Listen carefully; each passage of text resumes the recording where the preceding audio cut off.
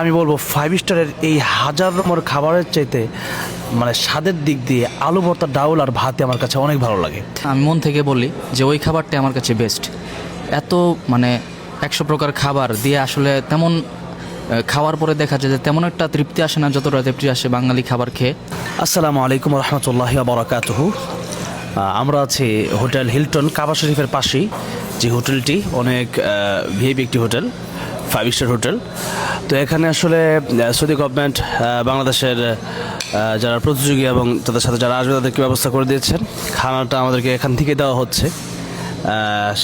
আর একটা ব্যাপার হচ্ছে, আজকে যে কথাটি বলবো মানে খাবার সামনে নিয়ে কেন কথা বলছি সেটাই হচ্ছে আজকে মূল বিষয়। এটা হচ্ছে বুফ 5 স্টার হোটেল। এখানে যে খাবারগুলো আছে আর আমাদের আলু ভর্তা, ডাউলের যে খাবারটা, এই দুইটা খাবারের ভিতরে যে পার্থক্যটা সেটা বলতে কিন্তু আজকের এই ভিডিও। রায়হান খাচ্ছে, রায়হান কিন্তু দেখা গেছে যে অনেক প্রকারের খাবার নিয়েছে। আমি বোট, তারপরে হচ্ছে আপনার কিছু সালাদ, তারপরে হচ্ছে বিরিয়ানি, এই সমস্ত কিছু খাবার নিয়েছি। আমাদের বাজার নিয়েছে মাছ, গোশত, তারপরে হচ্ছে মানে কবি নিয়েছিল। তো যাই হোক, এই যে অনেকগুলো খাবার আমরা নিলাম, সত্যি বলতে যদি বলি তাহলে আমি এটাই বলবো যে হাজার হাজার রিয়াল তথা লক্ষ লক্ষ টাকার খাবার যে এখন দিচ্ছে, এই খাবারের চাইতে আমি 5 টাকার যে আলুর ভর্তা, ডাউল, সেই খাবারটাকে বেশি প্রাধান্য দেবো। কারণ হচ্ছে সত্যি কথা যে মাদ্রাসায় পড়ে আলু ভর্তা, ডাউল খেয়েছি, সেটা এখনও ভুলতে পারি না, এখনও খাই, ছাত্ররা খায়। এরপরে যে সাধারণত করলা ভাজি, আমাদের দেশের যে সাধারণগুলো খাবারগুলো, যে আপনার ঢেঁড়স ভাজি, তারপরে আছে কাঁকরোল বড়া, এই যে খাবারগুলো মানে বিশেষ করে আলু ভর্তা, ডাউল যদি বলি তাহলে আমি বলবো 5 স্টারের এই হাজার রকমের খাবারের চাইতে মানে স্বাদের দিক দিয়ে আলু ভর্তা, ডাউল আর ভাতে আমার কাছে অনেক ভালো লাগে। এখন আমরা রায়হানের কাছ থেকে শুনবো যে রায়হান, এত খাবার নিলাম আজকে 5 স্টারে হচ্ছে হিলটনে, তো আমরা গতকাল কিন্তু মনে আছে যে আমরা একেবারে বাঙালি একটা খাবার খেয়েছিলাম, সেই খাবারটা বেশি ভালো লেগেছে না আজকের এই 5 স্টারের খাবারটা বেশি ভালো লাগতেছে? মানে এমন উপকার আছে, কিন্তু স্বাদের দিক দিয়ে কোনটা বেশি ভালো লাগছে বা তৃপ্তিদায়ক কোনটা, আমাদের বাংলাদেশেরটা না এই 5 স্টারেরটা? এই বিষয় নিয়ে একটু কিছু বলো। আসলে কি মানে আমরা তো এখনও অনেক বড় হয়েছি তেমন না, বাকি আরও ছোট যখন ছিলাম তখন এত খাবার, এই যে হরেক রকমের খাবার 5 স্টারে পাওয়া যায়। তবে আমি যত কিছুই খাই না কেন, আমার কাছে মনে হয় যে সেটা আলুর ভর্তা হোক বা আমাদের দেশের যে খাবারগুলো, বাঙালি যে খাবারগুলো, সাথে যদি একটু ডাউল থাকে, সত্যি কথা আমি মন থেকে বলি যে ওই খাবারটা আমার কাছে বেস্ট। এত মানে 100 প্রকার খাবার দিয়ে আসলে তেমন খাওয়ার পরে দেখা যায় যে তেমন একটা তৃপ্তি আসে না যতটা তৃপ্তি আসে বাঙালি খাবার খেয়ে, আমাদের দেশের যে একটা কালচার, সেই কালচারের খাবার খেয়ে। যাই হোক, আজকে এটা মূলত মানে সত্যিকার অর্থেই ওইটাই ভালো লাগে বেশি। এরপরও আমরা যেহেতু এখানে খাবারের আজকে আয়োজন হয়েছে, সেজন্য খাওয়া আর কি, তেমন না খেলে তো আর মানে চলবে না, সেজন্য না পারতে একটু খাওয়া আর কি, ওইটাই।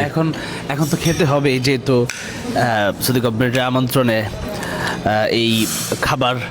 তো যাই হোক, এখন আমরা আমাদের বাম পাশে বাজান আছে। আরেকটা কথা বলে রাখি, আমাদের মতামতের চেয়ে একটু ভিন্ন হতে পারে বাজানের মতামত, কারণ উনি আলহামদুলিল্লাহ আমাদের চেয়ে এই খাবারটা অনেক পছন্দ করেন। এবার আমরা বাজানের বক্তব্য শুনি, বাজান কি বলেন এই ব্যাপারে, যে আসলে কেমন লাগছে যে এই যে খাবার, আপনি তো ভালো মাশাআল্লাহ অনেক আইটেমের ব্যাপারে আপনার খুব ভালো ধারণা, যে আপনি অনেক আগে থেকেই বিদেশ সফর করেন, প্লাস হচ্ছে যে 5 স্টার আপনার আগে থেকে চলাফেরা বা এই বুফে আপনার অনেক আগে থেকে খাওয়া দাওয়া, সেই ব্যাপারে আপনি আপনার জায়গা থেকে যদি বলতেন। আলহামদুলিল্লাহ 2016 গিয়েছিলাম কাতারে, তখন রায়হান ছোট, এতটুকু। আন্তর্জাতিক কোরআন প্রতিযোগিতায় রিতাজ রয়্যাল 5 স্টারে ছিলাম, এটা দোহারে। ওইখানে আমরা 7-8 দিন বুফের খাবার খেয়ে 200 প্রকারের খাবার ছিল প্রতিদিন, মানে পাগল পাগল হয়ে গেলাম আমি আর রায়হান। পরে আমার মামা আসছে, আসিফ সাহেব, তাকে বললাম যে বাঙালি খাবার কোথায় আছে সেই জায়গায় নিয়ে যান তাড়াতাড়ি। পরে আমার আর রায়হানকে নিয়ে গেছে, আমরা ধুমায় যেয়ে খাইলাম বাঙালি খাবার। তো আসলে বাঙালি খাবার জন্মের পর থেকে যে খাবারটা যে খায় ওটিই তার কাছে ফেভারিট। তো আমরা জন্মের পর থেকে ডাউল, আলু ভর্তা খেয়েছি, এটা আমাদের কাছে ফেভারিট। তবে আল্লাহ রাব্বুল আলামিন সুযোগ করে দিয়েছেন পৃথিবীর সব দেশের খাবার স্বাদ নেওয়ার। তাসিফ যেটা বলছে ওটার সাথে আমি একমত, যে আমাদের মায়ের হাতের খাবারটা, আমাদের দেশের খাবারটাই সেরা। আজকের ভিডিওটা যতগুলো কারণ কিছু এর মধ্যে একটা কারণ হচ্ছে যে অনেকে সাধারণ খাবার খান, যে আলু ভর্তা, ডাউল, ঢেঁড়স ভাজি, ভেন্ডি ভাজি বা করলা ভাজি, এই খাবারগুলো খাওয়ার পরে আফসোস করেন যে হারে মানুষ কত দামি দামি খাবার খায়, না জানি কি ভালো লাগে। আফসোস করবেন না, যেখানে আল্লাহ পাক আপনাকে রেখেছেন, আপনার মঙ্গল আল্লাহ পাকে ভালো জানে কোথায় আপনার মঙ্গল আছে।